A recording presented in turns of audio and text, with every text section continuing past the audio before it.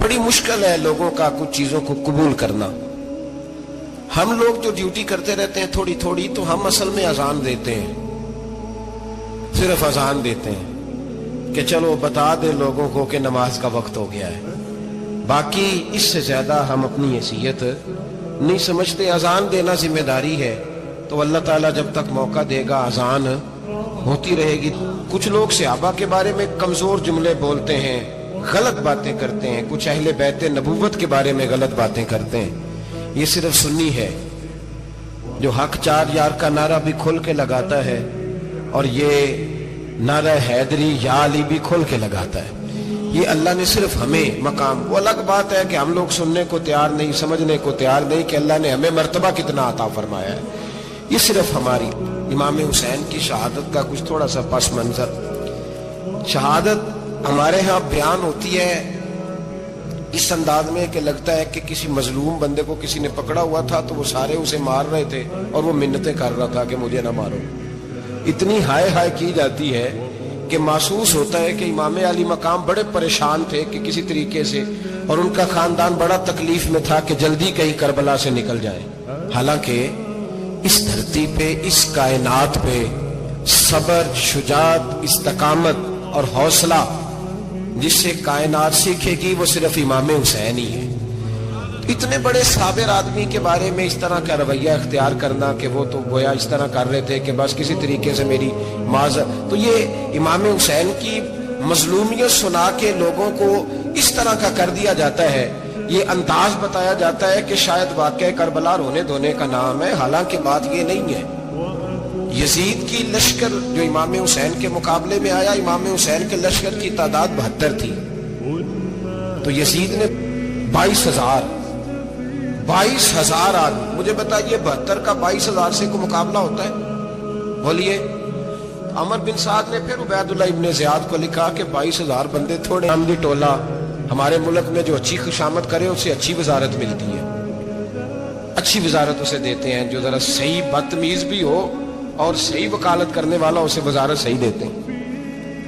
تو حضرت امیر معاویہ کے گرد بھی کچھ ایسے لوگ تھے، انہوں نے آپ سے کہا کہ یزید کو نامزد کر دیں. تو آپ نے یزید کو بلایا، حوالہ مجھ سے دیکھ لیجئے گا. بلا کے فرمایا کہ 3 بندوں کے سامنے اپنی خلافت پیش کرنا، اگر وہ تجھے مان جائیں تو امیر بن جانا، نہ مانے تو چپ کر کے گھر بیٹھ جانا. وہ 3 بندے کون ہیں؟ جناب عبداللہ ابن عباس، حضرت عبداللہ بن زبیر اور امام حسین رضی اللہ تعالیٰ. یہ وصیت فرمائی جناب امیر معاویہ. ہوا یہ کہ یزید جب امیر بنا نا، اس کا مزاج تھا.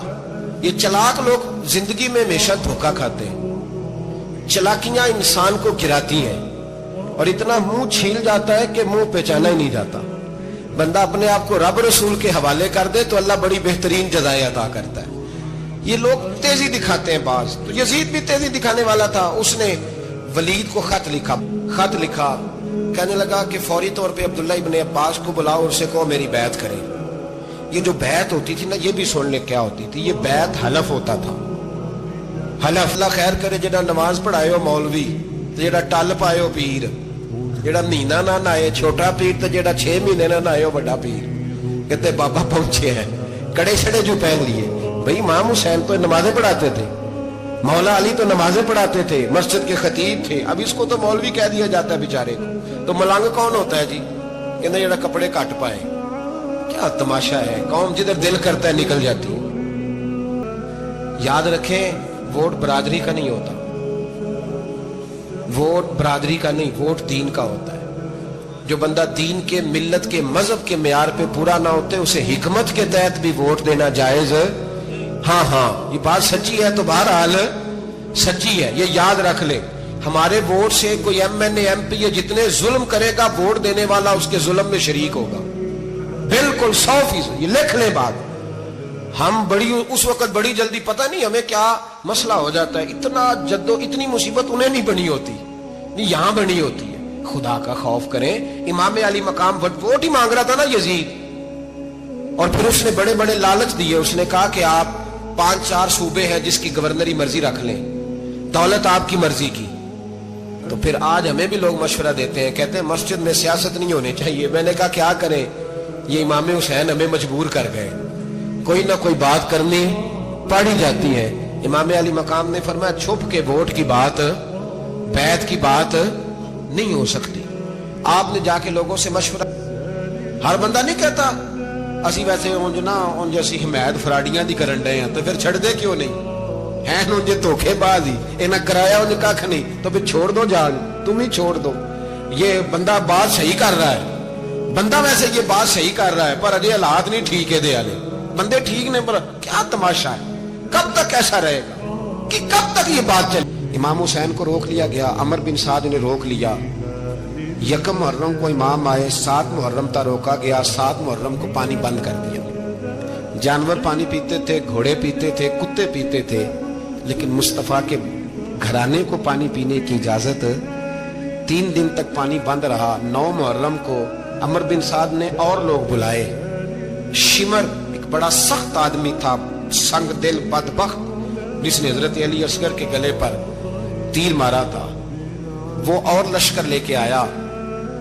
रात को कहने लगा इमाम हुसैन रज़ी अल्लाह ताला अन्हु से कि बस बड़ा हो गया, ये 9-10 मुहर्रम की दरमियानी रात, यहाँ आप जंग करेंगे या आप बैत करेंगे, 2 ही बातें। इमाम हुसैन अंदर गए, सैयदा ज़ैनब से मशवरा किया, बाहर आए, फरमाया बात वही है जो पहले दिन वाली है। ओ भाई बच्चे साथ हो, सहरा का इलाका हो, तपती हुई रेत हो, इतने कठिन और सख्त हालात, चारों जानब मौत ही मौत, दूर दूर तक अपनों का नामो निशान कोई नहीं, और अकेले फैसला करने वाले इमाम हुसैन, बाकी सारे बच्चे हैं या औरतें, सारे बड़े अकेले। 19 लोगों को एक बार में हजरत ऐसे ही तमाशा बना दिया। मजलूम थे वो तो रो रहे थे, हर मुकर्रर ये कह रहा है कि वो तो बार बार कह रहा पानी मिल जाए, पानी आ जाए, तरस गए। खुदा का खौफ करो, ये दलेर लोग थे, इनकी बातें आज भी पढ़ के दलेरी पैदा होती है, दलेरी पैदा होती है, दलेरी। ले एक हाथ कटा, दूसरे पे मिशकीजा, वो भी कटा। देख लो मैं पस मंजर पे हूं अभी तक, मैं बता रहा हूं कि जिहाद किसके खिलाफ था? जालिम हुक्मरान के खिलाफ, जालिम काफिर के खिलाफ नहीं, मुशरिक के खिलाफ नहीं। हजरत इमाम हुसैन रज़ी अल्लाह ताला अन्हु ने हर जगह एक ही बात की कि यजीद शराबी है तो बच्चे कटवा दूंगा, शराबी को वोट। ये एक नहीं, हर किताब में यही लिखा, हर किताब में, और हर मसलक की किताब। यजीद चूंकि मुजरे देखता है, रंडियों का नाच देखता है, बच्चे कटवा दूंगा, उसके हाथ में हाथ। इमाम हुसैन ने फरमाया चूंकि अल्लाह की हदों को तोड़ता है, हुकूकुल्लाह पामाल करता है, हुदूदुल्लाह, बच्चे कटवा दूंगा, लेकिन उसके हाथ में हाथ। सारा दिन खुद मुजरा देखना और 10 मुहर्रम को 2 देगे पका के हुसैनी बन जाना, सारा साल खुद गंद मंद करना, शराबियों के साथ रहना, और 10 मुहर्रम को 2 आंसू बहा के याद रखना।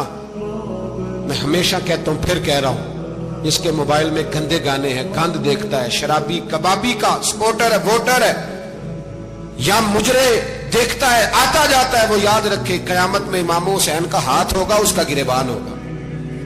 हमसे न रकम होंगे कसीदे यजीद के, हम लोग तो हुसैन के सीरत निगार। हजरत अब्बास का बाजू कटा, लेकिन जो बंदा नबी पाक की माँ को दोज़खी कहे, हुजूर के बाप को जहन्नमी कहे, यजीद को अमीरुल मोमिनीन कहे, उसके साथ इत्तफाक़े राय कर लिया जाए, ये मजहब हमारी समझ में नहीं आता, बिल्कुल नहीं आता, कतई नहीं हमारी समझ में आता। कैसे इत्तेहाद कर लिया जाए?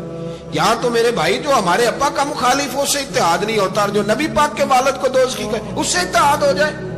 कहते हैं जी वो जी इतनी फिरका वारियत हो गई, हम किस मस्जिद में जाएं? 60 पार्टियां पाकिस्तान में रजिस्टर्ड हैं जो इलेक्शन लड़ती हैं। कभी किसी बंदे को टेंशन नहीं हुई कि किसके पास जाएं, किसके पास ना जाएं। कभी नहीं को बोला कि अब वो भी खड़ा हो गया, वो भी, कोई टेंशन नहीं। मजहब की बारी टेंशन हो जाती है, इतना बड़ा मजहब होता है भाई, गलत बंदे भी आ ही जाते हैं बीच में, थोड़ा पहचान के चलना पड़ता है, सही कौन है और गलत। और यही तो हमें इमाम हुसैन ने बताया है कि मजहब के अंदर ही तुमने शनाख्त करनी है कि बंदा ठीक कौन है और बंदा गलत।